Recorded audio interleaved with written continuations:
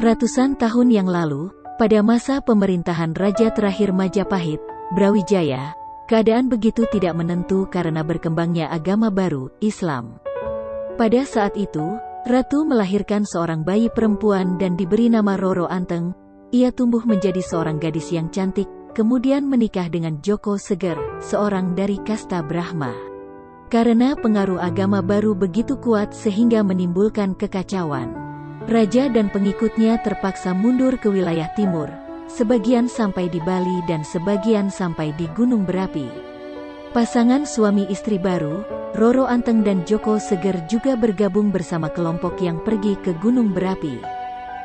Kemudian mereka menguasai daerah Gunung Berapi dan menamakannya Tengger. Kata Tengger berasal dari Roro Anteng dan Joko Seger. Kemudian ia menamai dirinya dengan nama Purba Wasesa Mangkurat Ing Tengger yang berarti penguasa Tengger yang saleh. Bertahun-tahun seiring dengan berkembangnya wilayah yang makmur, Raja dan Ratu merasa tidak bahagia karena mereka tidak memiliki anak untuk menggantikan tahta mereka. Dalam keputusasaan mereka memutuskan untuk mendaki puncak Gunung Berapi untuk berdoa dan memohon di hadapan para dewa. Dalam keadaan meditasi, pasangan itu mendengar suara gemuruh dan kawah panas terangkat secara ajaib disertai dengan petir emas.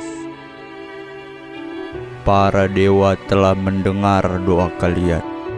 Beberapa tahun kemudian kalian akan diberikan anak, tapi dengan satu syarat.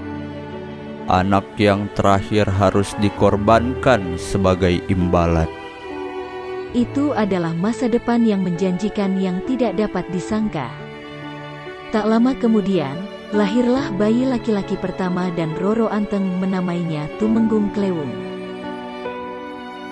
Anak demi anak lahir selama bertahun-tahun dan jumlahnya mencapai 7 orang, 6 laki-laki dan 1 perempuan yang bungsu diberi nama Kusuma.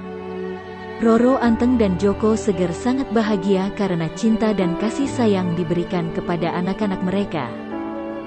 Kebahagiaan bertahan selama bertahun-tahun, tetapi perasaan khawatir dan sedih masih menghantui mereka karena janji mereka akan minta suatu hari. Mereka menyadari bahwa mereka tidak bisa lari dari kenyataan.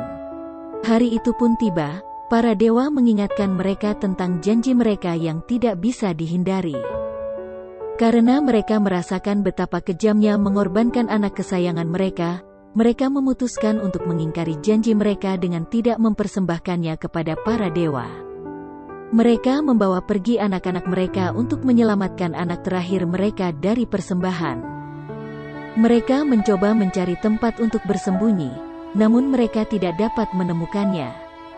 Tiba-tiba, letusan gunung berapi yang mengerikan mengikuti kemana mereka pergi dan secara ajaib Kusuma, anak terakhir tercinta, ditelan ke dalam kawah.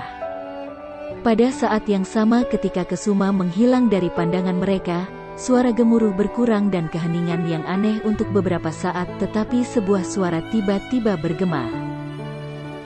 Hai saudara-saudaraku tercinta. Aku dikorbankan untuk kembali ke Dewa yang widiwasa untuk menyelamatkan kalian semua. Dan apa yang saya harapkan dalam damai dan hidup sejahtera. Jangan lupa untuk mengatur gotong royong di antara kalian dan menyembah para dewa terus-menerus untuk mengatur upacara persembahan setiap tahun pada tanggal 14 Kasada. Pada bulan purnama demi Tuhanmu yang widiwasa. Oleh karena itu kakak dan adik Kusuma mengadakan upacara persembahan setiap tahun sesuai dengan nasihat Kusuma dan diadakan dari generasi ke generasi hingga sekarang.